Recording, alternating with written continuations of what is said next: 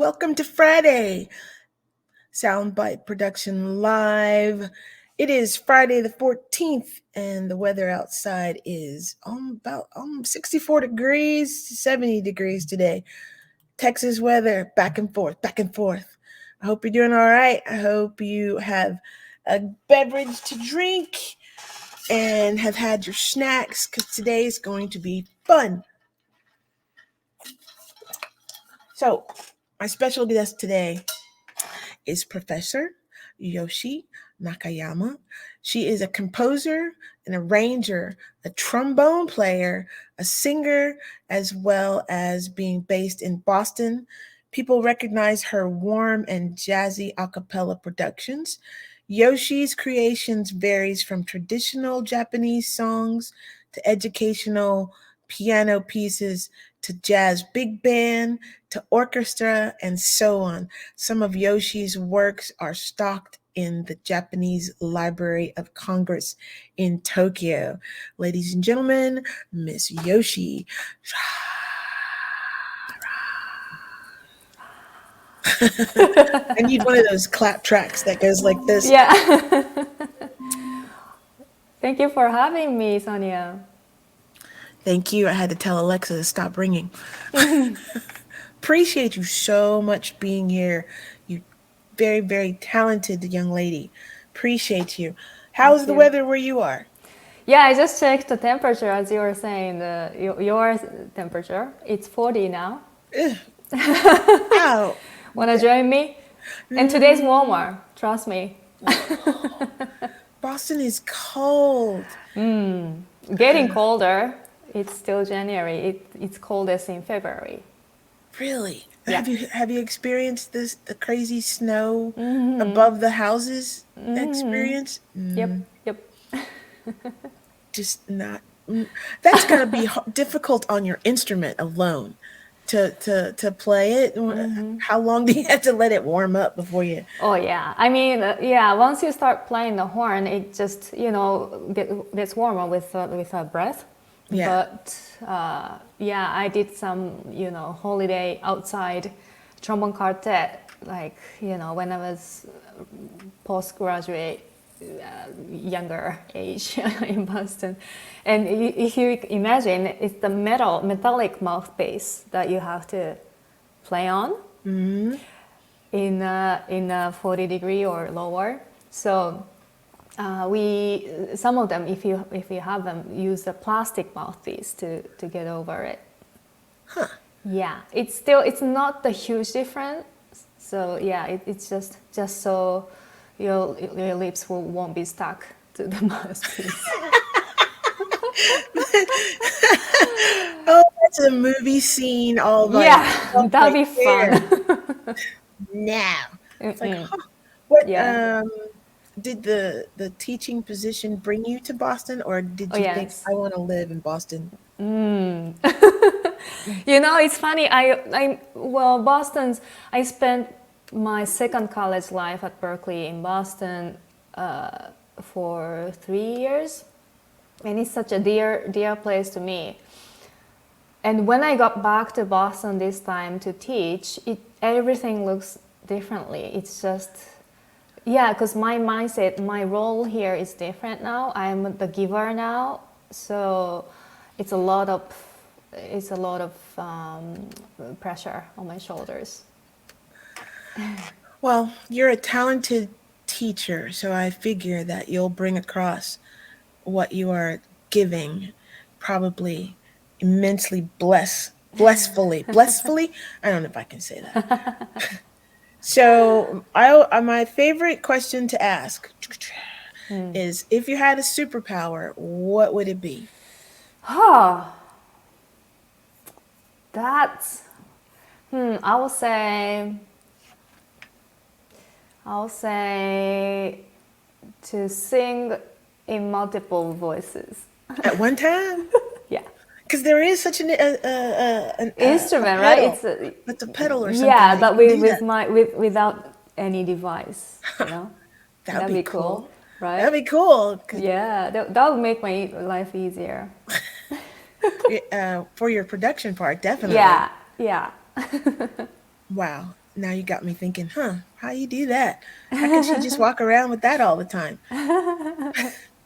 Are you reading anything particular, music wise, or just not even music wise? Yeah, it's just, as a new teacher, I just have to dedicate my time to relearn all the materials and to kind of reproduce in a way that students can understand easily and no mistake or no misunderstanding or anything. So that's been not necessarily reading, but learning course materials been my reading Are you on these months. campus? Yeah, okay, wow. Yeah. And are most of your students younger or older? Oh, they're young. I think. Oh, you know what? In the fall semester, I had this student from Malaysia. She's so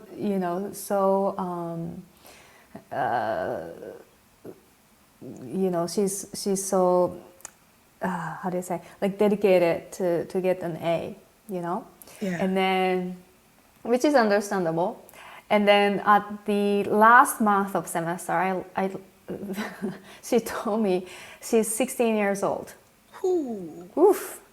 So that's, I think, the youngest student that I ever encountered at Berkeley.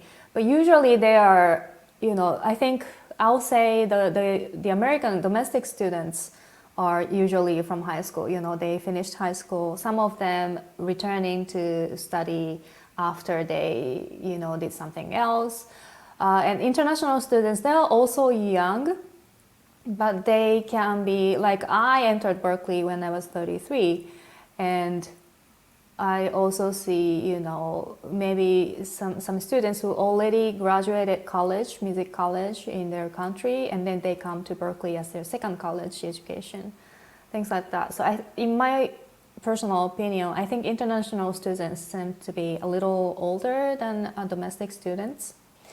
But yeah, but mostly they are, somewhere around 20 years old, in my impression. That's still young. Yeah. Oh, yeah. Them still young babies, youngsters. Let's see here. The questions tickle me. One of them says, "What is the most annoying question that people ask you?" No. Do you want to ask me? Sure, go for it. Annoying question.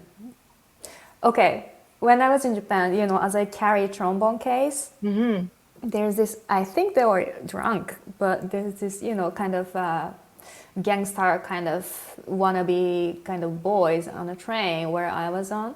And then they were like, oh, those are machine guns, because the trombone case is long and kind of thin. You're right. I think they're joking, but that was annoying. That's wow. Yeah, with the big Yeah. old bell on it. Sure, it's a machine. Yeah, okay. It's the Yeah. end, middle, where the anyway. Yeah. What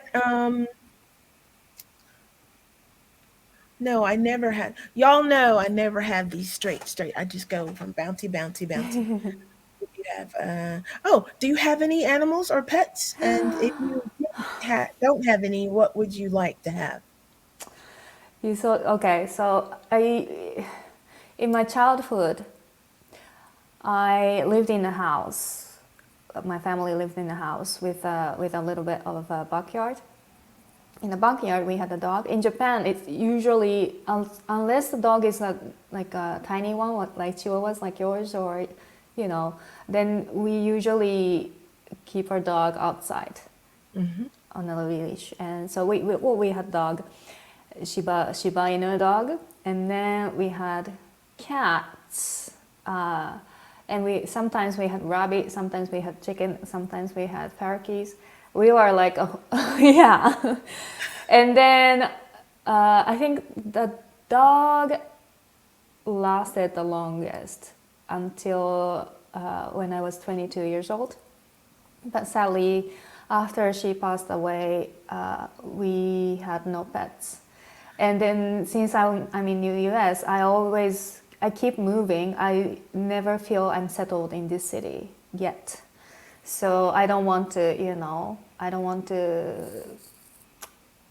give them hard time for moving with me, or if I live alone by myself, I can't really travel, or like I know that traveling on a plane with animal is a hassle. So yeah. Same thing with your instrument, though. Oh, tell me about it. It's yes. Oh, that's a good question. What have you experienced in the positive when traveling with your instrument? One time I was traveling with my trombone to New Jersey for a composition camp, and then as I was waiting for my baggage at the carousel, someone came to me and say, "Oh, do you play this? Do you play trombone?" And then I was like, "Oh yeah." And then I looked at the person, and that was my friend on the Facebook. I never really met him before, and he didn't even realize that was me. And then we were like, "Oh, wait a minute, we're friends." He happened to be in New Jersey on the same plane from the same. I was no, yeah, yeah. We just flew from Los Angeles. We were on the same plane. We didn't know, and yeah. So, but because I had trombone with me, we got to actually meet in person, and we got to know each other. That was cool.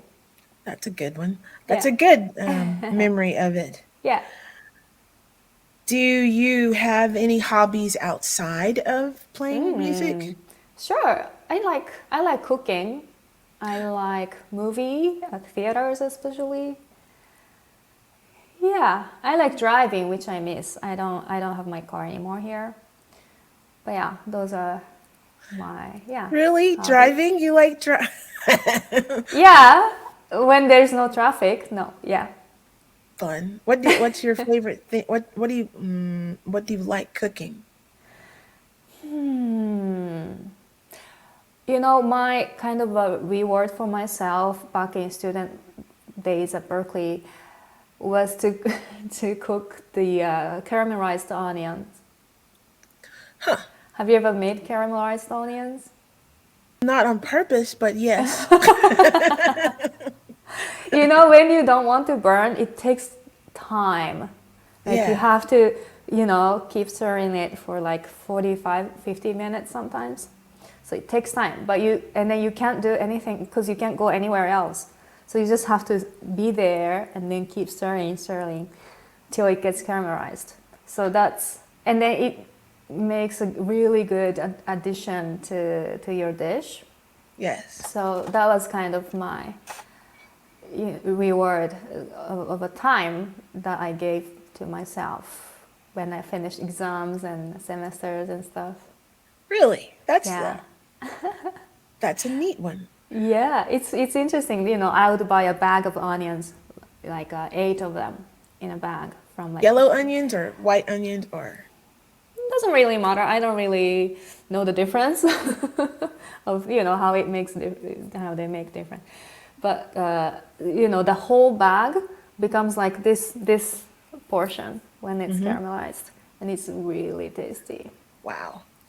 That yeah, never on purpose have I ever caramelized them. Accidentally, yes. Oh yeah. Nice. What okay, so movie theaters, do you have a favorite movie theater that you've been to, or do you just like the ambiance of a movie theater cuz you can make one in your house? Yeah. Um, well, in Boston, since I returned here in September, I haven't been to any theater yet.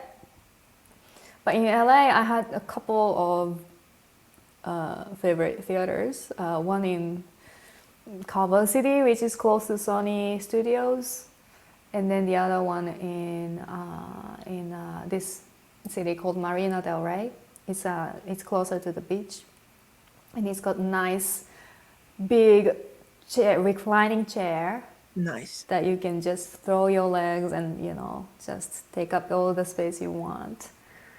Yeah, those are nice Yeah, that's Those what are I the good liked. ones. Yeah, Got to be careful not to go to sleep in those. I know. Like, I'm comfy. What? Bring me food. Yes, thank you. Okay, so let's talk about like what kind of production tools that you use when you're creating your works. Like Yeah. when we're gonna look at some of her videos here shortly, but talented lady, this one is.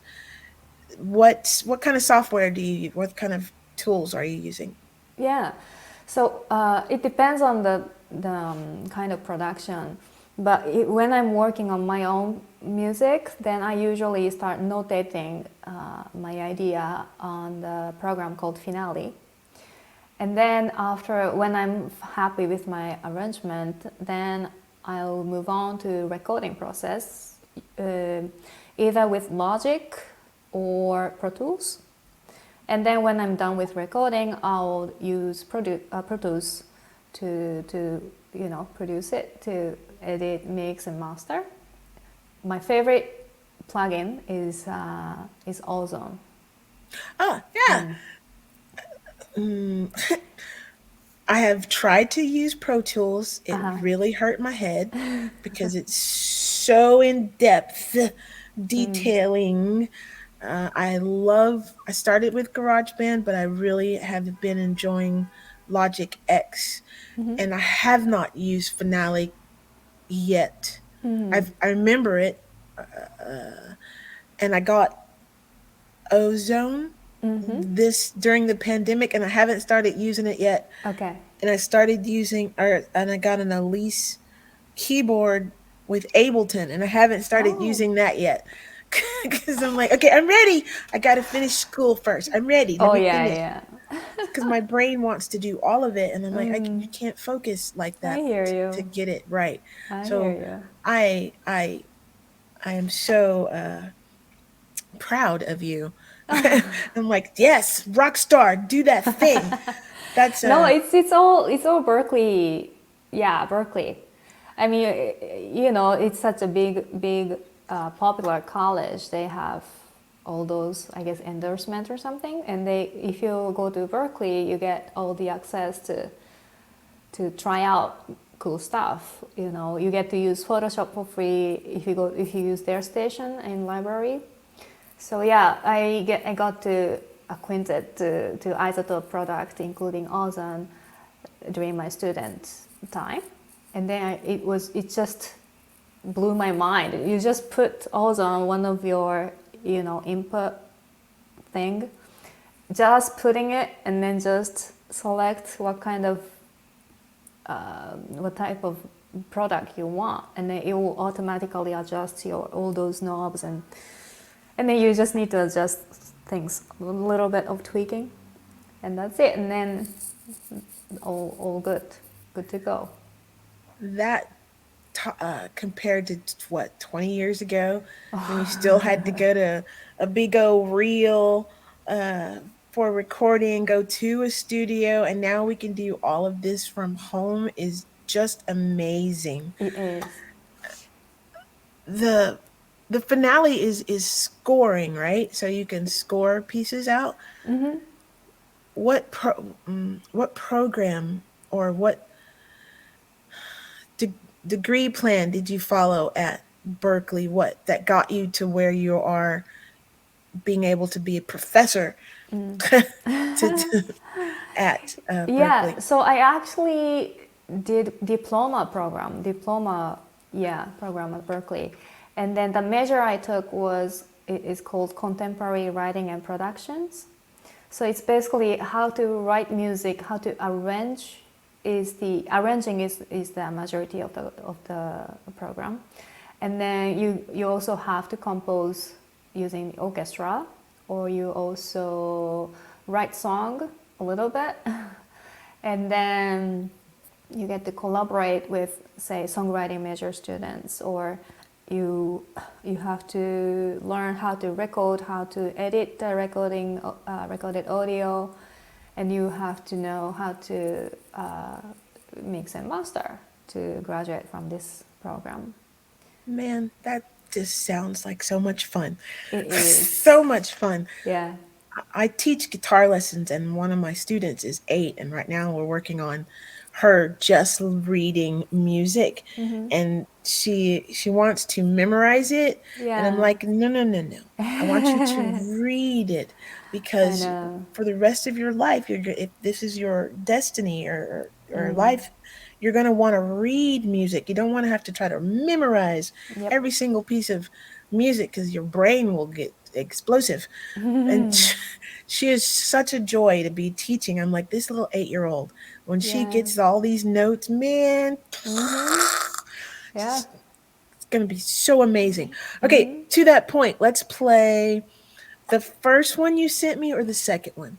The blame it. Let's begin with blame it. The first one. Okay, cool. All right, y'all. Let me set this up. So, bada bing, bada bing. It's not the sing for you, right? No, It's the other the one. other Okay, one. cool. All right, excellent. Bring it back. Bring it back. Okay, So this one, pause. originally, I wrote the Blame It on the Boogie for this vocal ensemble Universe. I'm one of the members. And then we are basically Berkeley alumni, and the director is from Mexico. And he wanted to tour Mexico. And so I wrote the arrangement Blame It on the Boogie for the tour 2019. And then 2020, COVID happened. And I wanted to do something remotely, but still together. And then I just tweaked the lyrics, and this is the product. Here we go, y'all. I just can't, I just can't, I just can't control my hands. I just can't, I just can't, I just can't help touching my face. My nose is always ticklish. It couldn't be the virus, but I don't get no face mask, and that's no lie. That's the night in Frisco. Every time in Frisco. From that night I kissed a fight. Don't blame me on the handshake. Don't blame me on the pandemic. Blame me on the COVID-19 outbreak. Don't blame me on the agents. Don't blame me on the orders. Blame me on the COVID-19. That nasty virus finds me. Somehow it has brought me. Distancing gets me. I changed my life completely. See the last row, maybe just get help panic by Don't blame me on the handshake. Don't blame me on the pandemic. Blame me on the COVID-19 outbreak. Don't blame me on the agents. Don't blame me on the orders. Blame me on the COVID-19. I just can't, I just can't, I just can't control my sleep. I just can't, I just can't, I just can't no more. I just can't, I just can't, I just can't control my hands. I just can't, I just can't, I just can't help touching my face. You better stay home. Wash your hands. Wash your hands. Quarantine. Quarantine. COVID-19. COVID-19. Stay home. It's COVID-19. Wash your hands. Quarantine. No. I just can't, I just can't control my sleep. I just can't, I just can't, I just can't no more. I just can't, I just can't control my physical. I just can't, I just can't, I just can't help touching my face. Brilliant. That's so good. Told you It's five like, real-life what examples is of people happening make- there? Love it. Love it. Thank Love you, it. thank Love it. you. Did you also do all of the video footage edit for it Yeah. as well? He was a talented sister. Talented. Well, that talented. was, I used to use iMovie for just easy stuff. Just put some multiple photos in it, just throw them in there, and then just show it, one by one. But this time I wanted to have everyone in one screen, multiple videos into one screen, which I never did.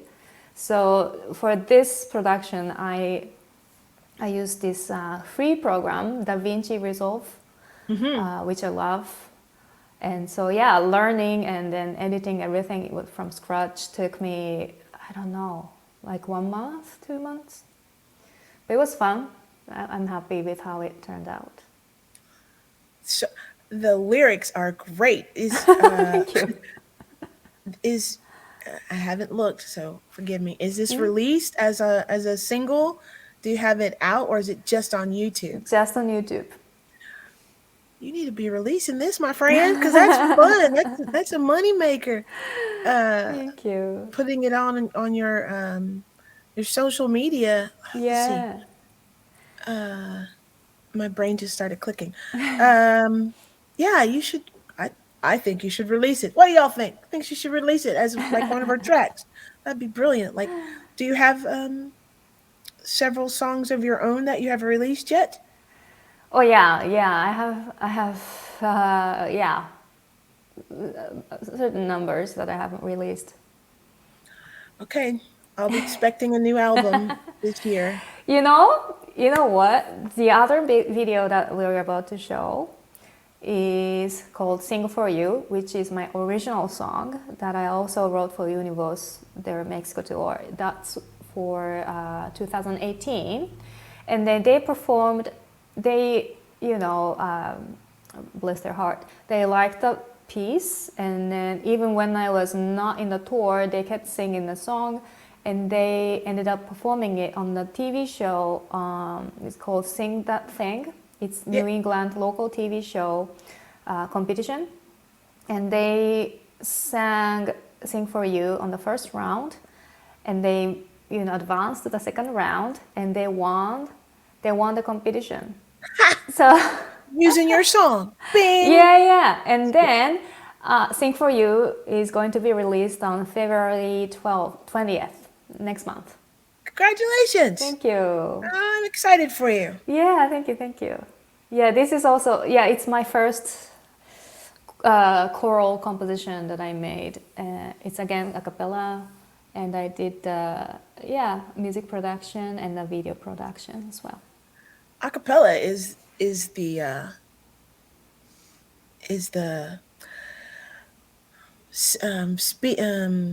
singing is the natural vernacular of all humans because we don't come out going, "Hello, mother, I'd like some milk, please." We come out making sound. So acapella is beautiful. I love acapella pieces Yeah. because that's when you get to hear all of the major diversity in people's voices that are not being edited. You hear them sang. So I love it. Congratulations. Thank you. Let's see here. What do you have a ritual before you perform? Like, do you go do yoga or eat jelly beans or I don't know something? Oh, one thing I make sure is that I'm not hungry before the performance. I mean, I can't be full, but if I'm hungry, I can't really focus. So yeah, that's what I try. Yeah, try to cover. I can't eat anything milky before because Yeah, singing it be phlegm everywhere. So no, yeah. none of that. And do you have musical members in your family that Oh got yeah, you? yeah, yeah. My mom used to teach at home, teach piano and music in general at home. And so and then my kindergarten friends when I was in kindergarten, they are my mom's students, and then I was to me just, and it was not piano really. There's this method called Eurythmic from Switzerland, I believe. And so it's basically, it's like a nursery dancing and then clapping, stomping to the rhythm and kind of stuff. So it's just, for a kid, it's just playing with music. So I started joining my friends from kindergarten, learning music with my mom because it was at my house. And yeah, I guess I picked it up, and I started learning piano from my mom. I started learning theory from my mom, and I started learning piano from my, yeah, more seriously, from, using some etudes and yeah, some exercises, and yeah, and then I decided to go to the high school that belonged to the music college that I went to in Tokyo. Yeah. So yeah, my mom is a big influence to me. She learned church music, Christian music in the U.S. And back in her time, it was so rare to study abroad. She got a newspaper article just by doing that. Yeah, and then so yeah, that's, I guess, my origin of musicality. And is trombone your first instrument, or did you play something else Yeah, to so start with? after my first instrument is voice, piano in order and chronicle order, and then I did this at middle school. I wanted to join the student brass band, and I wanted to do tuba, which is a big instrument. I just wanted to be singing, I guess. But I didn't know the name of the instrument, so I asked my mom, "Hey, I saw this instrument, this looking instrument. I don't know how it's called." She's like, "It's bassoon." I'm like, "Oh, that's bassoon, right?" My mom's always right. I go to the school next time and go tell the teacher that I want to do bassoon. The teacher's like, "Oh, but we don't have bassoon, so And then I'm like, "Oh no," and she says, "Okay, from how your lips look." She's like, maybe you're good with euphonium, which is rare instrument. No one wants to do it because no one knows the instrument. And so everyone wants to do flute, sax, trumpet, those good stuff. And then the teacher assigned me to do the euphonium, which I ended up loving. So that was when my 7th grade. I ended up playing euphonium until I graduated my first college for 10 years. And during my first college, I encountered big band jazz for the first time in my life. I didn't know the existence of jazz. Maybe I heard jazz, but I didn't really know what jazz is or anything. And then I wanted to do big band, but euphonium is not a part of big band instrumentation, so I couldn't really join. And that's when I decided to practice trombone, because trombone is in big band, and trombone is the same range as the euphonium and the same mouthpiece. So it's just the difference of slide action or the valve action. So I started learning trombone, and after I graduated from the first college, I joined this amateur big band. And then I started playing trombone, and I ended up entering Berkeley with trombone. I can't imagine trying to carry a, what'd you call it, a euphonophone? Euphonium. Euphonium around compared to a trombone. That had to be like weight difference alone from those two. Yeah. But you are very talented on on the trombone. Oh, thank you.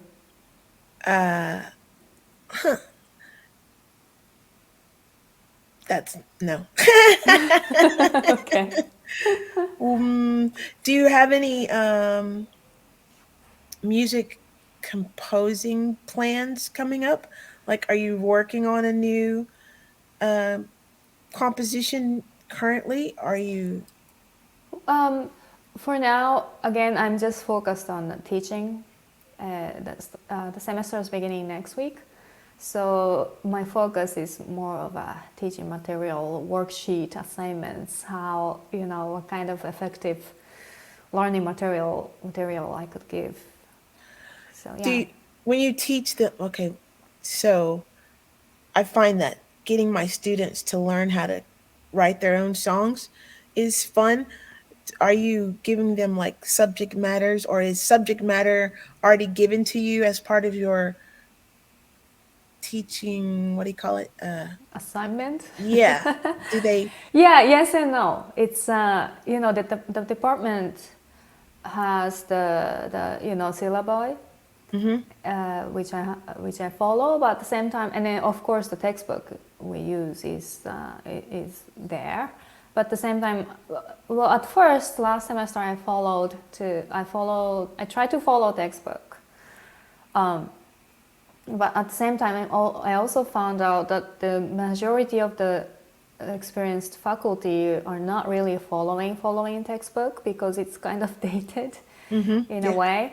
So yeah, I kind of combine those necessary like basic fundamental stuff from the textbook, and also try not to be boring for young kids to learn. Right, because their attention span is 15 seconds. No. Really, yeah. It's serious. Look how TikTok is trending, and yeah. And there you go. What are you using any apps on the phone, since they're gonna want to be on their phones, to teach with, to create music with? Not really, not for creating music, but I create slides, and I use this website called Canva. Yes. Yeah. Amazing. They're great. And then I just recently, like a few days ago, I got introduced to this program called Menti.com. Mm-hmm. And it's real time. You can take like a survey real time. So for example, if you are in person in classroom, or you're in a group meeting or whatever, then you can give them a question, and then everyone can go to the website, and they will enter the passcode, and then you can get the real-time responses on the screen, on the shared screen, and it's hard to explain, but No, that's cool, because it that's moves as people input their responses on their phone, Yeah. or laptop, or whatever devices, and so it takes the attention. that would be fun for those songwriting challenges that I've participated in. That would be fun, because you Yeah. could start a subject matter, and then by the end of the class, it'd be a whole new song Yeah. that the group could use. That's fun. I like it. Yeah.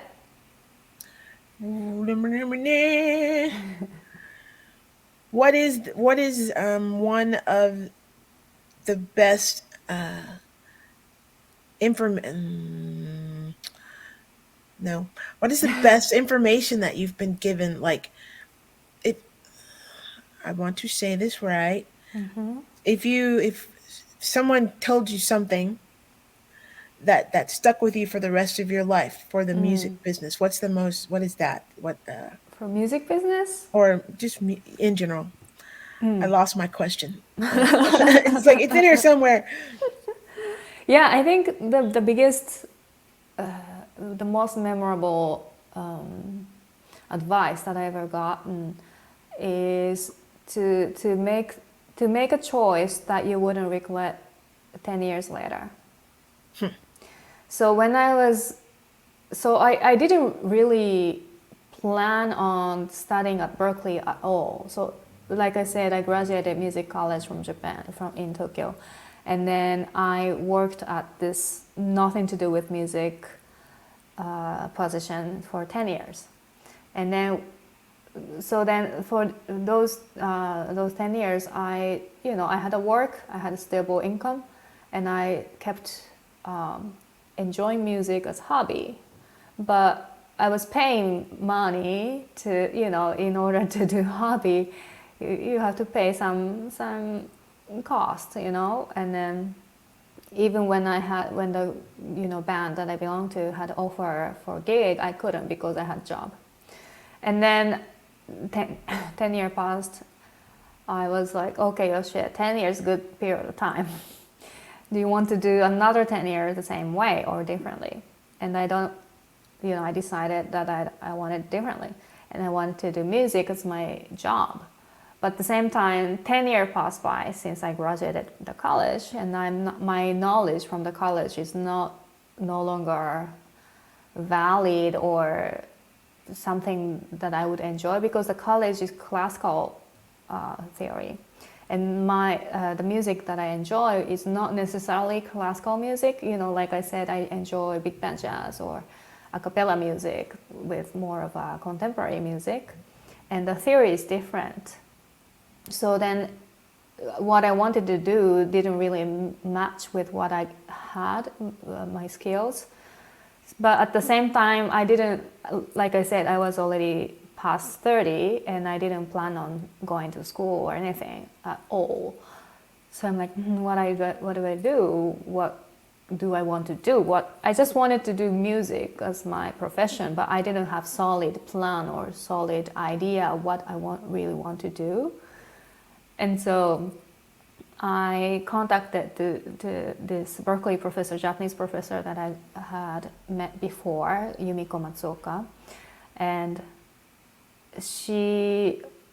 long story short, she recommended me to come to Berkeley. And then when I was still kind of deciding what to do, she was like, if you're not too sure yet, then you should consider the decision that you won't regret 10 years later. And I realized, I was worried about financial situation or, my age, what happens after 4 years of Berkeley and everything. I'm like, just do it, just do it. Mm-hmm. And everything follows. And it's okay that things don't go as you plan, or if you don't have any plan and just begin something, why not? That's it works. If it meant for you, then it will work. If it's not meant for you, it won't, and that's fine. That is correct. Yeah, and luckily for me, because I had the 10-year job, they paid me well when I quit. So then I had the financial budget to go to Berkeley. And I also, because I had trombone, that gave me about half of the scholarship, like 50% of the scholarship. So that helped a lot. But yeah. And so many people will never ever make that decision. Either stay in that job that you're miserable in forever, or do something that you could be miserable in but be happy being miserable, because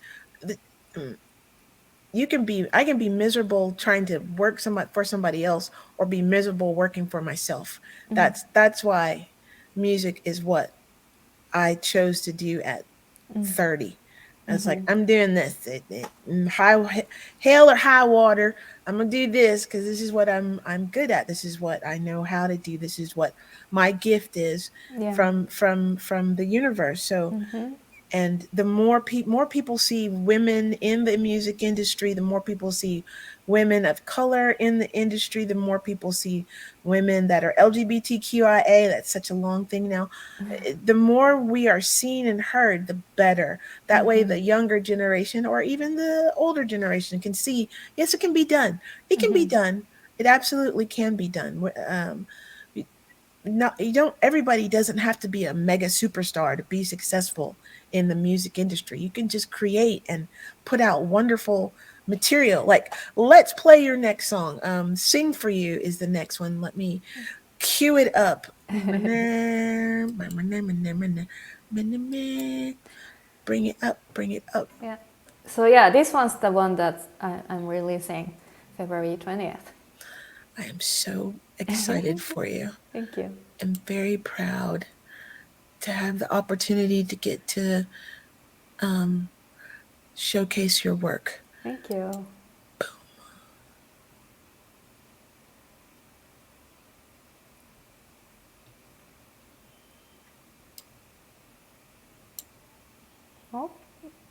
Oh, the sound is not coming. Oh. now it. Hold on, y'all. Mm-hmm. That's my error. Let me start it over. Gotta All have the right. sound on. Here we go. Uh-huh.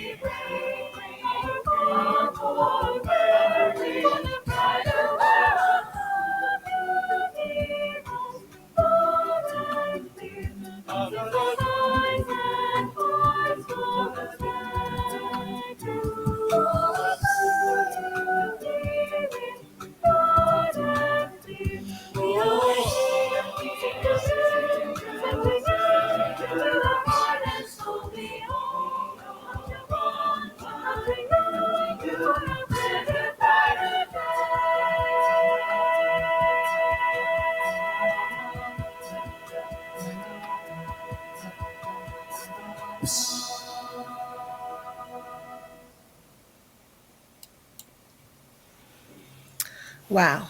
Thank you. Imagery alone, just wow. Oh, Yeah, this one I did not edit the video, just it's to be okay. clear. Oh wait, no, I did a little bit, but yeah. Your concept, your song. Yes. Yeah, yeah. So this one, like I said, I wrote this in 2018 when DACA was a big issue in the US. And yeah, I was asked to write this song for the Mexico tour. So, and the director of Universe wanted to have a song about, you know, those people who's struggling from DACA. So I wrote it with that theme in mind, but at the same time, it's not DACA is not the only issue in the world. So I basically tried to expand the theme to anyone who's suffering from anything that's out of their control. To tell them that you're not alone. You know, we are here singing for you. For your peace in mind. That's my that's what I tried to say in the song. You did. It's very uplifting. I got goosebumps. I was like, Oh, oh, okay, it's a good song. Good song. thank you. Very good. Very, very talented. I down the road somewhere would love to work with you if you want to. If not, Yeah, that's cool. I'll just keep I going. love Yeah. that. Yeah. Doing your thing, sister girl. I'm about about as real can be when it comes to promote up. My tag is lift as I climb. So as I learn stuff and I can do stuff, I bring others with me. So thank you for letting me share your gifts with the world here. If you that's good, good question. If what's your creative process like? Like, yeah. It really depends. Most of the time, I create something because I already have the idea in mind, you know. But for example, for school projects, when I needed to do something, when I need to create something, then I try to, well, of course, think about the theme, and then I just kind of wait for the idea to come to my mind, come down to my mind. Yeah, and just explore on YouTube because I don't like Spotify. We don't like spot. Don't like it. Zero point Yeah. zero point zero point zero point zero point 0.0%. Oh, don't get me started on Spotify. Right, yeah, so I don't use that, but I do use YouTube, and yeah, that's where I explore when I surf music. Good. Yeah. Now you just made me on my box. I'm so ready to take my music down from Spotify because of the way they treat artists. It Yeah, is horrendous. I For all know. of you out there who don't know, all of that free music that you think you're getting, the artists that make this music, we're getting 0.0000000% of a penny per stream. It takes more than 300 and something streams to get a dollar. Yeah, yeah, Meh. Yeah, meh. yeah. Okay, but I'll back off my box now. Okay, I got questions. I had questions. What's the best advice you would give someone getting into this business or this to learn for them to learn? Um, from a mental state, it's never too late. Whenever you think you know, whenever you want, that's your time to learn. And for resources point of view, there's Udemy. Have you ever heard Udemy? Yes, Yeah, UDEM MY DEM. Yeah, Udemy. They do have Berkeley courses, I believe, and they're really cheap. Many free courses. You know, logic or any technical stuff to composition and everything. And yeah, I think those are great. And Coursera, that's also, you know, just spell course and then put RA at the end, Coursera. Oh, that also, again, Berkeley has some course there, I think free. So yeah, I think those are great resources that you can use if you like Berkeley kind of stuff. But you know, I mean, there's a bunch of millions of great videos on YouTube. I'm not getting paid from YouTube, just you know, but you know, there's so many good stuff. Yeah. You could start doing more production creation on your YouTube channel, and then you'll get your monetization. Yeah, I know. I think to monetize on YouTube, you have to have over 1,000 subscribers or something. Yeah. So yeah, I still don't. Y'all go subscribe to her Apply. channel. Go subscribe. I've already subscribed. Go subscribe. Oh, yeah, thank Get her up there so she can start monetizing. Yeah. Absolutely. Yeah. Because your production process would be just the finale alone. To see the process of that would be good as well to see. Yeah. Let's see. You have any questions for me? What kind of music do you create? So I'm a singer, songwriter, and musician. So I have been playing music for more than 20 plus years. and I am jazz and classically trained, but grew up in the Baptist church and love big band sound to acapella sound to heavy metal sound. So I call my stuff psychedelic soul music because I create music to stimulate the mind and growth and the heart of a person. So you can tap your toe to it. Yeah, that's great. Thank you. I know my speaking voice. Everybody goes ooh ah. I'm like yeah, I can sing too. I probably it was singing before I ever started talking. Oh yeah, same here. Yeah. Let's see. What can we ask her for our last question here, y'all? Did you have a hmm?